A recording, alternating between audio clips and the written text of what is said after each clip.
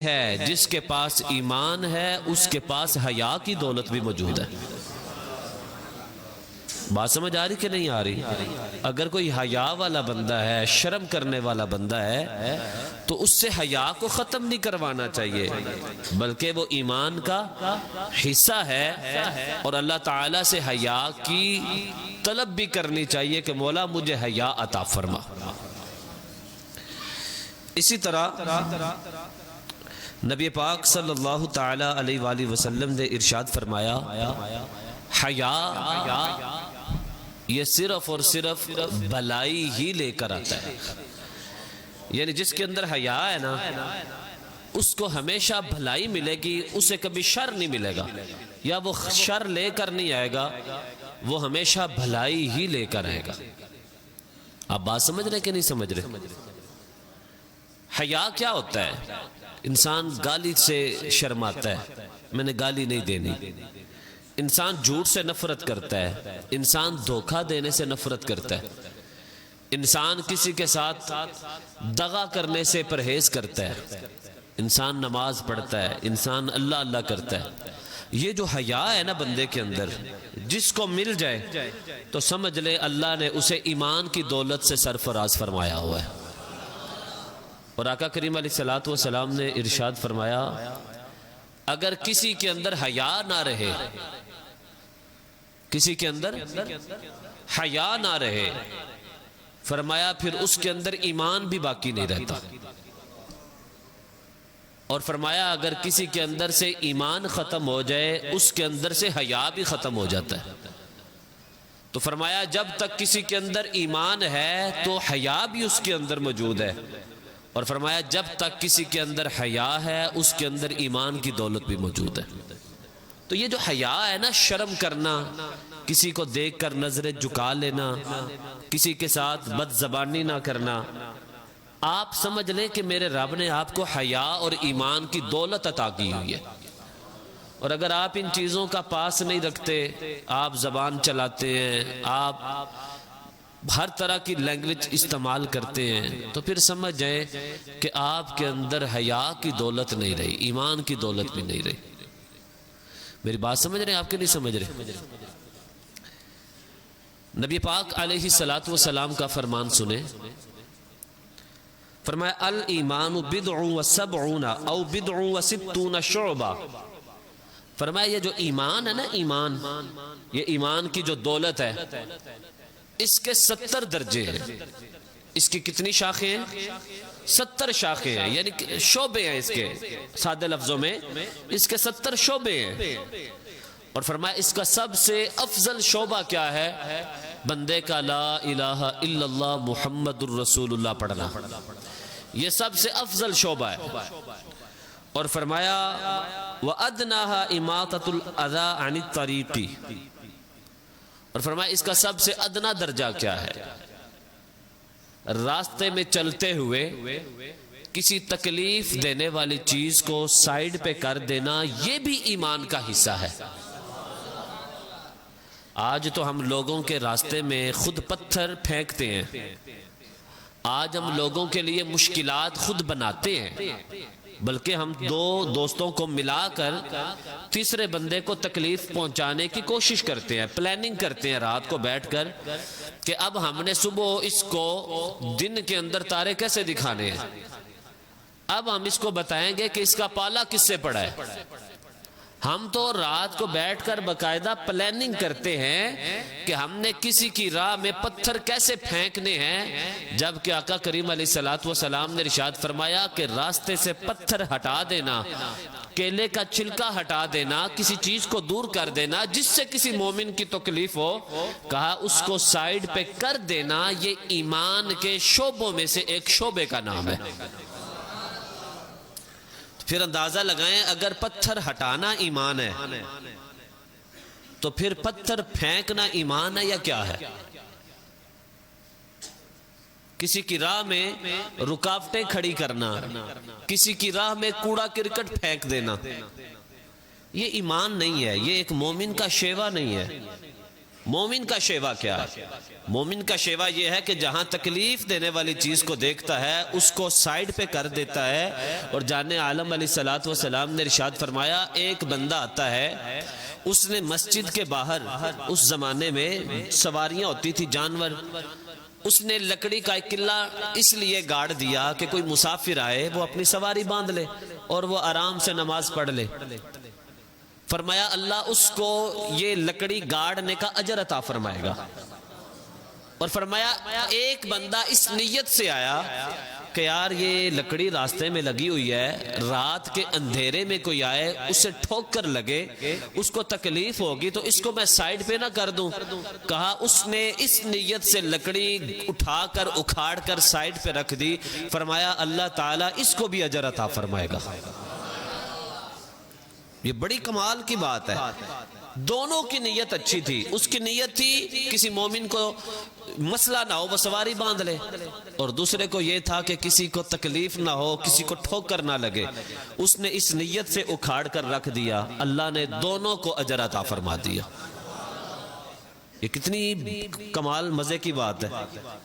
اسی طرح آقا کریم علیہ الصلوۃ والسلام نے ارشاد فرمایا ایک بندہ سفر کر رہا تھا تو راستے میں ایک جھاڑی اس راستے میں آ رہی تھی اور لوگوں کو گزرتے ہوئے تکلیف کا سامنا کرنا پڑ رہا تھا. فرمایا اس نے کیا کیا, اس جھاڑی کو کاٹ دیا تاکہ گزرنے والے کو تکلیف نہ ہو. فرمایا جب وہ دنیا سے گیا اللہ نے جب اس کا معاملہ دیکھا تو فرمایا وہ جو تو نے میرے بندوں کو تکلیف دینے سے بچایا تھا میں نے اس وجہ سے تیری بخشش فرما دی ہے. اس وجہ سے تیری بخشش کر دی ہے. کس وجہ سے؟ ایک جھاڑی اتارنے سے. ایک جھاڑی, اس نے ایک لکڑی تو کاٹی تھی, لیکن اللہ کو اس سے پیار کیوں ہوا؟ اس لیے کہ اس نے صرف لکڑی نہیں کاٹی بلکہ اس نے رب کے بندوں کو تکلیف سے بچایا تھا. اور ہم اللہ کے بندوں کو تکلیف دیتے ہیں. ہم تکلیف دینے کی باقاعدہ ٹریننگ کرتے ہیں, پلاننگ کرتے ہیں, لیکن جو بندہ اللہ کے بندوں کو تکالیف سے بچائے اللہ اسے اجر عطا فرما دیتا ہے. تو پھر کیا خیال ہے آج کے بعد پتھر پھینکنے ہیں نا, گاڑی میں سفر کر رہے ہیں تو کچھ کھایا اور شیشہ نیچے کیا یا رکشے میں تو اس کو ایسے ہی پھینک دیا. میں یہ رمضان 15واں یا 16واں روزہ تھا تو میں لاہور جا رہا تھا, یہ سگیاں والے روڈ پہ, تو میرے سامنے ایکسیڈنٹ ہوا. اور ہوا کیوں؟ وجہ کیا بنی؟ وہ بند رکشہ جو ہوتا ہے اس میں فیملی بیٹھی تھی, انہوں نے بوتل پی. ایک تو اللہ معاف کرے روزہ کا ہم احترام تو ویسے ہی بھول چکے ہوئے ہیں. اب اس نے فیملی نے بوتل پی, بوتل ختم ہوئی تو انہوں نے ایسے وہ بیچ والی لائن میں چل رہے درمیان سینٹر میں, انہوں نے وہیں پہ وہ بوتل پھینکی تو 2 موٹر سائیکل والے پاس سے گزرے تو وہ جیسے ہی پھینکی تو اس کا ٹائر اس کے ساتھ سلپ ہوا, وہ گرا اور اس نے ساتھ اپنے دوسرے کو بھی گرا لیا. اب وہ اگر تھوڑا سا احساس کر لیتے کہ اس کو رکھ لیتے, سائیڈ پہ پھینک دیتے, تو میں پھر ان کے قریب جا کر کہا کہ یار بندے کو تھوڑی سی شرم ہونی چاہیے کہ آپ کہاں پہ سفر کر رہے ہیں اور آپ کی وجہ سے کسی ماں کے بیٹے کا نقصان کتنا ہوا ہے. ہم ان چیزوں کی طرف توجہ نہیں کرتے, ہم بے خیالی میں ہر الٹا پلٹا کام کر جاتے ہیں, لیکن ہمیں اندازہ نہیں ہوتا کہ ہماری چھوٹی سی غلطی کی وجہ سے کسی کا بہت بڑا نقصان ہو سکتا ہے. اسی طرح ہمارے ساتھ کسی نے غلط کر لیا, مجھے کسی نے تکلیف دے دی, یار وہ اس کا فعل تھا کہ اس نے مجھے تکلیف دی ہے, میرا فعل کیا ہونا چاہیے؟ اصل سوال یہ ہے کہ میں نے کیا کرنا ہے, میرا فعل کیا ہونا چاہیے؟ کیا میں نے بھی بد اخلاق بننا ہے؟ کیا میں نے بھی اس کے ساتھ وہی رویہ اپنانا ہے جو اس نے میرے ساتھ کیا؟ جب کہ آقا کریم علیہ الصلوۃ والسلام سے پوچھا گیا یا رسول اللہ دنیا اور آخرت کا افضل ترین عمل کیا ہے, خلق کیا ہے؟ تو سنیں حضور علیہ الصلوۃ والسلام نے دنیا اور آخرت کا افضل ترین اخلاق عادت کیا بتائی. کہا افضل ترین عمل یہ ہے, اخلاق یہ ہے, جو تجھے تکلیف دے اس کو معاف کر دے. جو تجھے تکلیف دے اسے اسے کیا کر دو؟ کیا کر دو؟ معاف کر دو۔ کہا جو تجھے نہیں دیتا، جو تیرے ساتھ تعلق توڑتا ہے، تو اس کے ساتھ تعلق جوڑ لے۔ جو توڑتا ہے تو کیا کر؟ جوڑ لے۔ کہا یہ دنیا اور آخرت کا افضل ترین حسن اخلاق میں سے ایک خلق ہے۔ تو ہم افضل کی طرف نہیں جاتے، ہم برے کی طرف جاتے ہیں۔ اس نے مجھے گالی دی تھی، اب خیر منائے، تو بھائی چھوڑ دو یار، چھوڑ دو، کیا کہنا ہے اس کا۔ آقا کریم علیہ الصلوۃ والسلام کے بارے میں اما عائشہ صدیقہ رضی اللہ تعالی عنہا نے ایک بات ارشاد فرمائی، یہ بخاری شریف کی حدیث ہے۔ فرماتی ہیں کہ حضور علیہ الصلوۃ والسلام کی ذات پر اگر کوئی بات کرتا، حضور علیہ الصلوۃ والسلام کی ذات پر کوئی بات کرتا، تو فرمایا حضور علیہ الصلوۃ والسلام نے کبھی اس سے بدلہ نہ لیا۔ ہاں اگر کوئی دین کے خلاف بات کرتا، توحید کے بارے میں بات کرتا، رسالت کے بارے میں بات کرتا، تو پھر حضور علیہ الصلوۃ والسلام نے بدر و احد میں تلوار بھی اٹھائی ہوئی ہے، لیکن اپنی ذات کے لیے نہیں۔ ہم نے تو دین کا معاملہ ہو، دنیا کا معاملہ، دونوں معاملے میں کہہ دیا جڑا جتھے لگا لگا رہن دیو، نہیں۔ اپنی ذات کی تیری بات آئے تو خاموش ہو جاؤ، لیکن دین کی بات آ جائے تو پھر سر تان کر کھڑے ہو جاؤ۔ اور اسی حدیث کا اگلا حصہ فرمایا افضل ایمان کا شعبہ یہ ہے لا الہ الا اللہ پڑھنا، اور ادنا راستے میں سے تکلیف دینے والی چیز کو ہٹا دینا، والحیاء شعبۃ من الایمان، اور کہا حیا جو ہے یہ ایمان کا حصہ ہے۔ حیا کیا ہے؟ ایمان کا۔ حیا کیا ہے؟ ایمان کا حصہ ہے۔ آئیے تھوڑا مزید آگے بڑھتے ہیں اور اللہ سے دعا بھی کرتے ہیں کہ مولا ہمیں حیا عطا فرما۔ توجہ ہے نا آپ کی؟ آقا کریم علیہ الصلوۃ والسلام نے ارشاد فرمایا،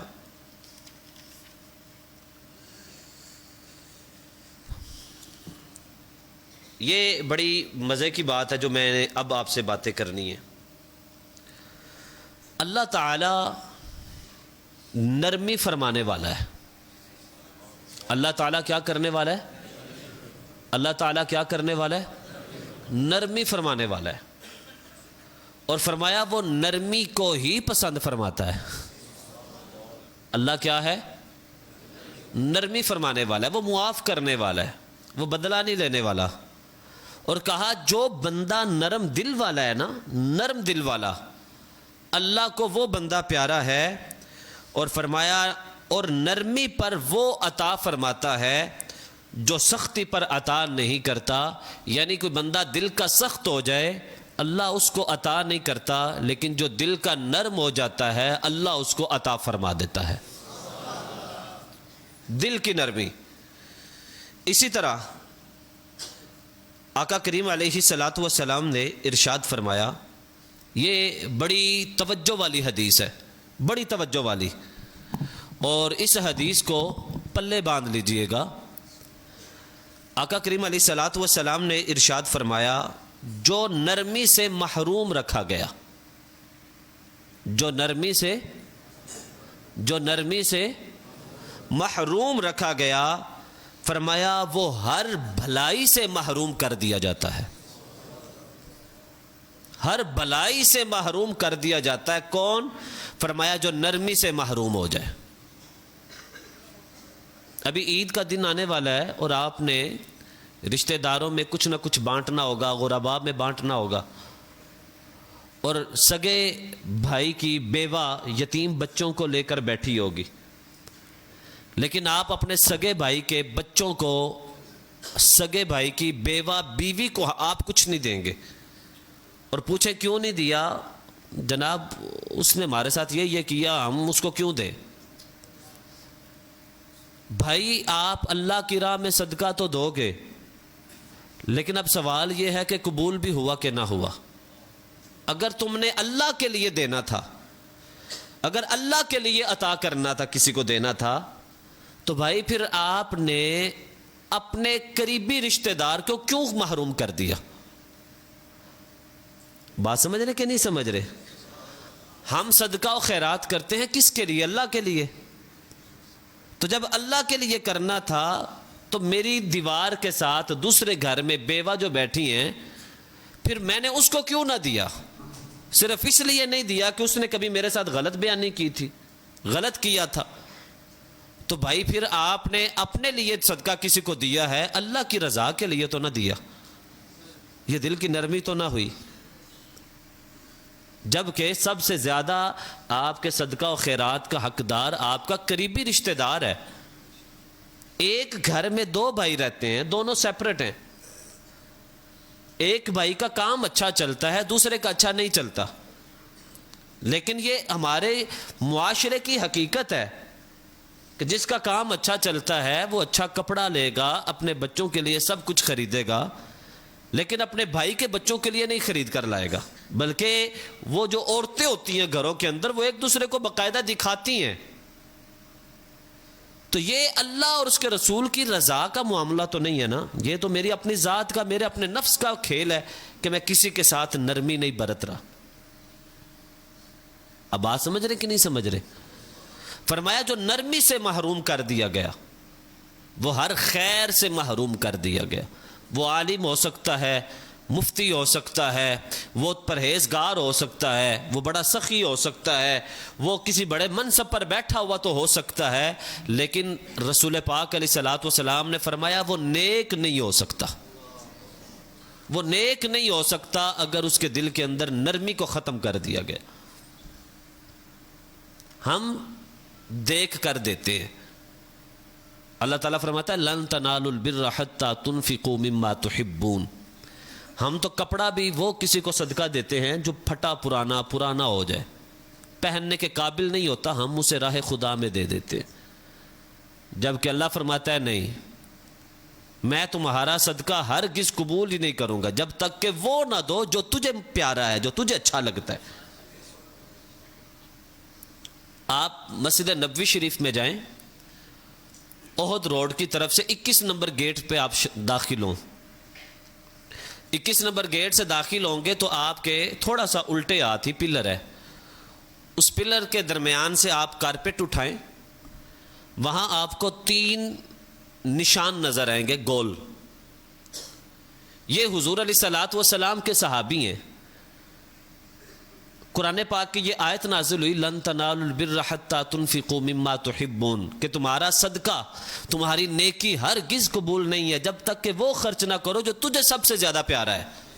صحابی رسول حضور کی بارگاہ میں آئے، عرض کی یا رسول اللہ یہ باغ مجھے سب سے زیادہ پیارا ہے، اس کی آمدن سب سے زیادہ ہے، میں اس باغ کو اللہ کی راہ میں صدقہ کرتا ہوں. اور آج وہ باغ مسجد نبوی شریف کا حصہ ہے. کیا ہم یہ کرتے ہیں؟ کیا میں یہ کرتا ہوں؟ اگر میں نہیں کرتا، آپ نہیں کرتے، تو پھر ہمیں سوچنا پڑے گا کہ ہم نے کون سا رستہ چن لیا ہوا ہے. بات سمجھ آ رہی کہ نہیں آ رہی؟ تو آپ نے ایک چھٹی کرنی ہے، گھر جانا ہے. اگر آپ کا کوئی اپنا قریبی غریب ہے، اس کے پاس اتنا نہیں ہے، آپ اس کو دینے والے بنے. جہاں اپنے بچوں کے لیے کچھ لیا ہے، اس کے بچوں کے لیے بھی لے. یہ بڑی مشہور حدیث ہے نا کہ حضور علیہ الصلوۃ والسلام عید کی نماز پڑھنے گئے تو ایک یتیم بچہ رو رہا تھا. اس کے سر پہ دست شفقت رکھا، کہا تجھے کیا ہوا؟ کہا میرا باپ نہیں ہے اور ماں کے پاس اتنے پیسے نہیں کہ وہ مجھے نیا جوڑا لے کر دے. تو حضور علیہ الصلوۃ والسلام نے شفقت والا ہاتھ رکھ کر کہا کہ کتنا اچھا ہو کہ تیرا باپ خود مصطفیٰ ہو جائے، حسنین کریمین تیرے بھائی ہو جائیں. اور گھر جا کر کہا جو لباس حسنین کریمین کو پہنائے ہیں وہی لباس، ویسا ہی لباس اس بچے کو بھی پہنایا جائے. یہ اخلاق ہے، یہ پیار ہے. ہم اخلاق پتہ کس کو سمجھتے ہیں؟ صرف زبان کی نرمی کو. جو بندہ بڑے پیار سے میٹھے لہجے میں بولتا ہو نا، ہم کہتے ہیں یار اس کا اخلاق بڑا اچھا ہے. فلاں ادارے میں جائیں تو ان کے لوگ بڑے اچھے انداز سے ہم سے بات کرتے ہیں. یہ اخلاق نہیں ہے، یہ یاد رکھیے گا، یہ اخلاق نہیں ہے. آپ جہاز کا سفر کریں، آپ نے مہنگی ٹکٹ لی ہو یا سستی ٹکٹ لی ہو، لیکن وہاں کے عملے نے آپ کے ساتھ پیار سے بات کرنی ہے.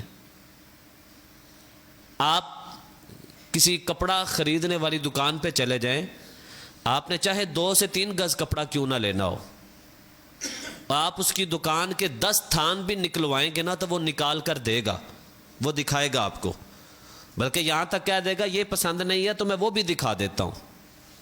ان کو کھولنے میں شاید 2 منٹ لگے ہوں، سمیٹنے میں اسے آدھا گھنٹہ لگ سکتا ہے، لیکن وہ آپ سے سخت لہجے میں بات نہیں کرے گا کہ دکانداری خراب ہوگی، اور عین ممکن آپ دکان سے نکلیں تو پیچھے سے وہ کیا کہے کہ لینی شے ہوندی کوئی نہیں تو بس ساڈا ٹائم ویسٹ کر دینے۔ وہ آپ کے سامنے میٹھی زبان کپڑا بیچنے کے لیے کر رہا تھا، اپنا سامان بیچنے کے لیے، لیکن حسن اخلاق ہے کیا؟ تو یہ یاد رکھیں، اخلاق صرف میٹھی زبان کا نام نہیں ہے، اخلاق ہے سچائی کا نام ہے، دیانتداری کا نام ہے، کسی کو دھوکہ نہ دینا حسن اخلاق کا نام ہے۔ کوئی آپ سے سخت لہجے میں بات کرتا ہے، آپ اس سے میٹھے لہجے میں بات کریں، آپ برائی کا بدلہ اچھائی سے جب دینے والے بن جائیں، پھر کہا جائے گا کہ اس بندے کو اللہ تعالیٰ نے حسن اخلاق کی دولت عطا کی ہوئی ہے۔ بات سمجھ رہے آپ کے نہیں سمجھ رہے؟ آئیے یہ حدیث پاک بھی ذرا آپ سماعت کریں اور اپنے اوپر ذرا ان کو توجہ کرتے جائیں۔ آقا کریم علیہ الصلوۃ والسلام نے ارشاد فرمایا، آپ سے پوچھا گیا نیکی اور گناہ کیا چیز ہے؟ یا رسول اللہ نیکی کیا ہے اور گناہ کیا ہے؟ تو آقا کریم علیہ الصلوۃ والسلام نے فرمایا اچھی عادت جو ہے، اچھی عادت یہ نیکی ہے۔ اچھی عادت کیا ہے؟ نیکی ہے۔ اور گناہ کیا؟ فرمایا جو تیرے دل میں کھٹکے۔ آپ نماز پڑھتے ہیں، اچھی عادت ہے۔ آپ رمضان کے روزے رکھتے ہیں، اچھی عادت ہے۔ آپ حسن اخلاق کے پیکر ہیں، اچھی عادت ہے۔ آپ کسی کو صدقہ و خیرات دیتے ہیں، اچھی عادت ہے۔ اور بری عادت کیا؟ گناہ کیا ہے؟ فرمایا جو تیرے دل میں کھٹکے، تجھے لگے یار میں غلط کر رہا ہوں، مجھے کرنا نہیں چاہیے، لیکن اپنی انا کی وجہ سے بندہ کر گزرے، اس میں اور اس میں بڑا فرق ہے۔ اسی طرح حضور علیہ الصلوۃ والسلام نے ارشاد فرمایا میرا بڑا ہی پیارا تم میں سے وہ ہے۔ واہ، حضور علیہ الصلوۃ والسلام کیا فرما رہے ہیں؟ میرا پیارا تم میں سے وہ ہے۔ اور سب سے زیادہ پیارا کون؟ کہا جس کی عادات اچھی ہیں، جس کا اخلاق اچھا ہے، جو بڑا حسن اخلاق والا ہے۔ آقا کریم علیہ الصلوۃ والسلام نے ارشاد فرمایا یہ بندہ مجھے سب سے زیادہ پیارا ہے۔ تو اگر آپ کا اخلاق اچھا نہیں ہے، بات بات پہ گالی دیتے ہیں، بات بات پہ کسی پر زبان درازی کرتے ہیں، دل توڑتے ہیں، سخت لہجے میں بات کرتے ہیں، آنکھیں دکھاتے ہیں کسی کو، تو یہ آپ کا اخلاق نہیں ہے، یہ آپ کا اخلاق نہیں ہے۔ بات سمجھ رہے کہ نہیں سمجھ رہے؟ آپ بات سمجھ رہے کہ نہیں سمجھ رہے؟ ان چیزوں کو سمجھیں، ان چیزوں کو اپنے لیے درس بنائیں کہ بھائی میں نے زندگی کیسے گزارنی ہے۔ مجھے کسی نے تکلیف دے دیا یار، اس نے 1-2 برتن ہو، ایک میں گدلا پانی ہو اور ایک میں ستھرا پانی ہو، تو ظاہر ہے جو برتن میں ہوگا وہی نکلے گا۔ وہاں گندگی ہے تو گندگی نکل رہی ہے، یہاں اچھائی ہے، صفائی ہے تو وہ نکل رہی ہے۔ اگر کسی کا دل میلا ہے تو اس کے دل سے وہی نکلے گا جو اس نے رکھا ہوا ہے، لیکن اگر آپ کا دل صاف ہے، خوبصورت ہے، پیارا ہے، ہمیشہ اچھی باتیں آپ نے اس دل میں جمع کی ہیں، تو آپ کی زبان سے جب بھی نکلے گا تو وہ اچھی بات ہی نکلے گی۔ حضور علیہ الصلوۃ والسلام کے بارے میں فرمایا گیا، اماں جان فرماتی ہیں کہ حضور علیہ الصلوۃ والسلام نے کبھی فحش گوئی نہیں کی تھی، بری بات نہیں کی تھی۔ اور یہ بھی حدیث اپنے دلوں میں بٹھا کر رکھیں، جان عالم علیہ الصلوۃ والسلام نے ارشاد فرمایا سب سے بدترین ہے وہ شخص، کیا فرمایا؟ سب سے بدترین ہے وہ شخص، فرمایا جس کی بد کلامی کی وجہ سے لوگ اس سے دور ہو جائیں۔ یار میں نہیں جانا اندے کول، جب بھی جاتا ہوں گالیاں دیتا ہے، میں نہیں جانا اس دے کول۔ یہ رویہ اگر آپ کا ہے کہ لوگ آپ سے اس وجہ سے دور ہو رہے ہیں کہ آپ بد کلام کرنے والے ہیں، گالم گلوچ کرنے والے ہیں، تو پھر آپ بدترین شخص بن جائیں گے۔ اور اگر آپ اچھی گفتگو کرنے والے ہیں، پیار سے بات کرنے والے ہیں، لوگ آپ کے قریب آنے والے ہیں، تو پھر ظاہر ہے اگر وہ بدترین تھا تو آپ کو اللہ بہترین بنا دے گا۔ اللہ آپ کو کیا بنا دے گا؟ بہترین بنا دے گا. لیکن ہم ان چیزوں سے دور ہوتے جا رہے ہیں وقت کے ساتھ ساتھ. ہم انسانیت بھولتے جا رہے ہیں, ہم اسلام کی بنیادی باتیں بھولتے جا رہے ہیں.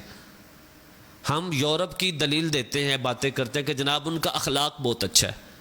تو یار بتاؤ نا, مصطفیٰ جان عالم سے بڑھ کر بھی کسی کا اخلاق ہے؟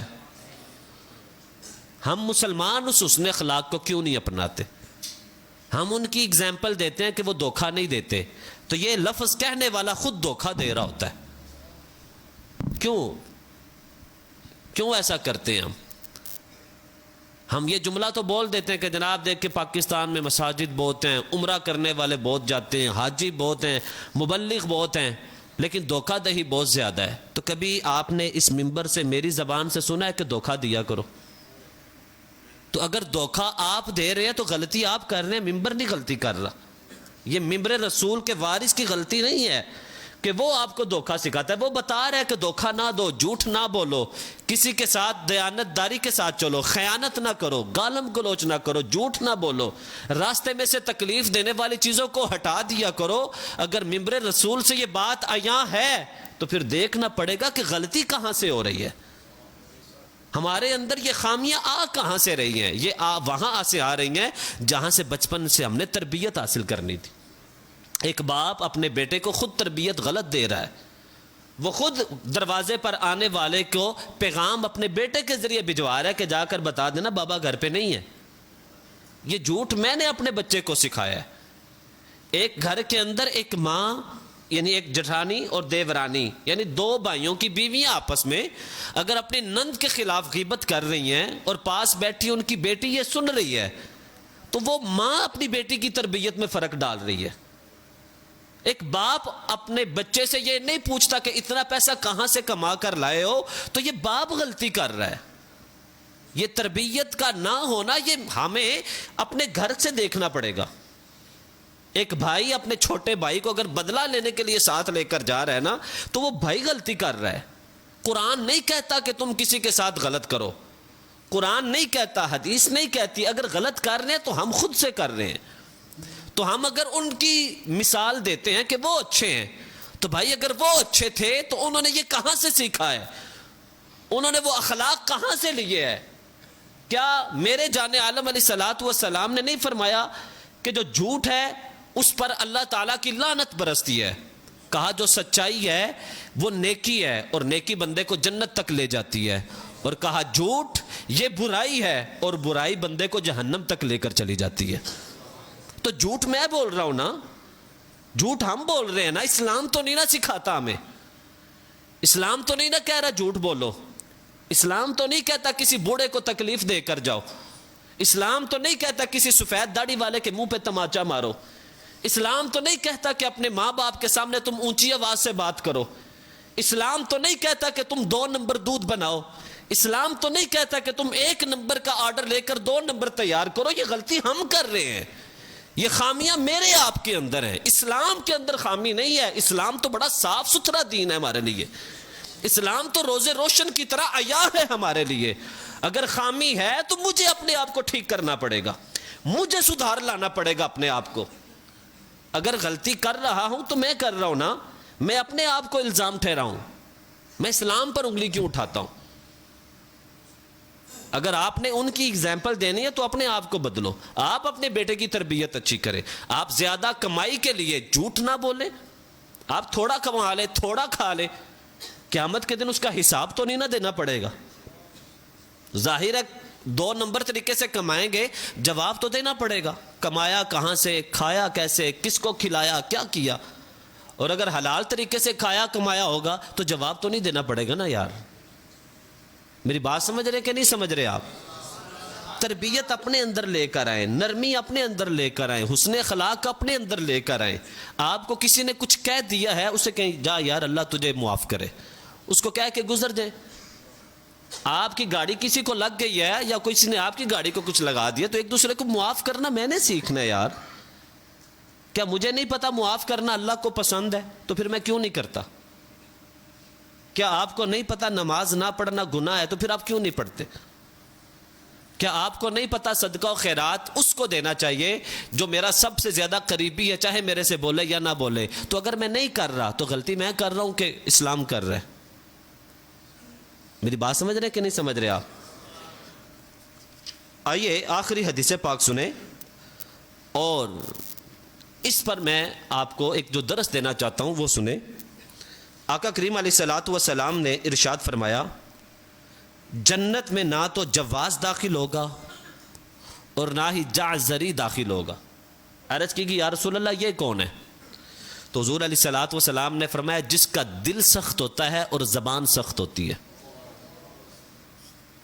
جس کا دل سخت ہے، معافی نہیں کرتا، یار تجھ سے رو رو کر معافی مانگ رہے، کر دو نا معاف، نہیں میں کرنا ہی نہیں، او یار کر دو، اتنا سخت دل کیوں کر رہے ہو؟ نہیں میں کرنا ہی نہیں، اس نے میرا نقصان کیا ہے، او بھائی کر دو معاف، اللہ کے لیے کرو۔ سخت دل سخت زبان جس بندے کی ہے، آقا کریم علیہ الصلوۃ والسلام نے فرمایا اللہ اس بندے کو جنت میں داخل نہیں کرے گا۔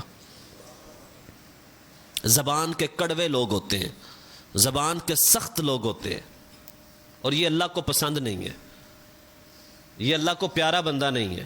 تو پھر آپ نے کیسا بننا ہے؟ آپ ویسا بنے جیسا اللہ اور اس کا رسول آپ کو پسند کرتا ہے۔ اور ایک جملہ جو سبق کے لیے وہ بولا جاتا ہے کہ جناب سچ ہمیشہ کڑوا ہی ہوتا ہے، سچ ہمیشہ کڑوا ہوتا ہے، یہ آپ بھی سنتے ہیں بولتے ہیں۔ تو مجھے رضا ثاقب مصطفی صاحب کا جملہ بڑا پیارا لگتا ہے، میں اکثر جگہ پہ کوٹ کرتا ہوں۔ ان کا جملہ تھا کہ بھائی سچ کڑوا نہیں ہوتا، اس لیے کہ اگر سچ کڑوا ہوتا تو حضور کی زبان کبھی میٹھی نہ ہوتی۔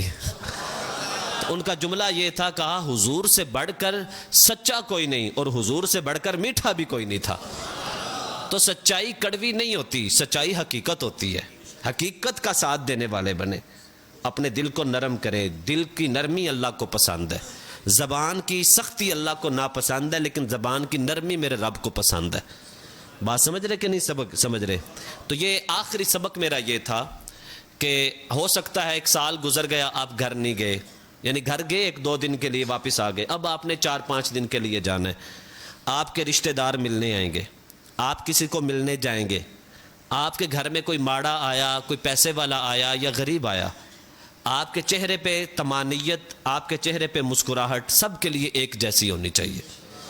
دوسری بات، اگر کسی نے آپ کا دل دکھایا تھا تو اب آپ نے یہ نہیں کہنا کہ او میرے کار نہ آئے، یہ جملہ ہوتا ہے یار ان کے میرے کار نہ ہے، اس نے میرا دل دکھایا، نہیں، اس جملے کو چھوڑ دو، بلکہ کہہ دینا یار جیڑا بھی آندا ہے انہوں آن دیو، جو بھی آتا ہے اسے آنے دو، یہ میرے حضور کی سنت ہے، یہ میرے پیارے آقا کریم علیہ الصلوۃ والسلام کا درس ہے۔ میں چاہتا ہوں کہ میرے پاس جمعہ پڑھنے والا، آپ میرے بھائی ہیں، میرے بزرگ ہیں، میں آپ کو، آپ میرے ہیں، میں چاہتا ہوں کہ آپ یہاں سے ایک اچھا سبق لے کر جائیں۔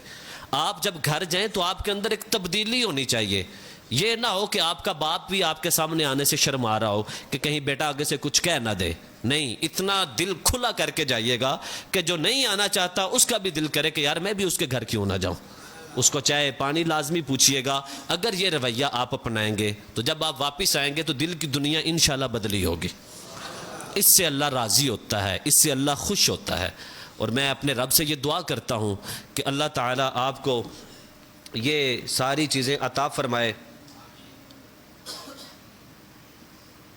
اس کا کیا کرنا ہے جی؟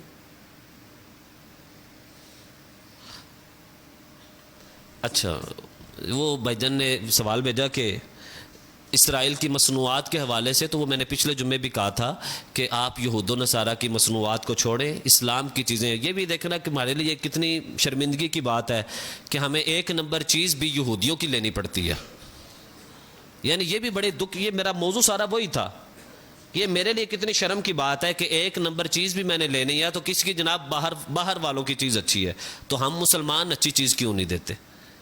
ہم مخلص بنے، اخلاص والے بنے، اپنی چیزوں کی طرف آئیں۔ اللہ تعالیٰ سے دعا ہے کہ اللہ تعالیٰ ہمیں دنیا و آخرت کی بھلائیاں عطا فرمائے، دل کی اور زبان کی نرمی عطا فرمائے۔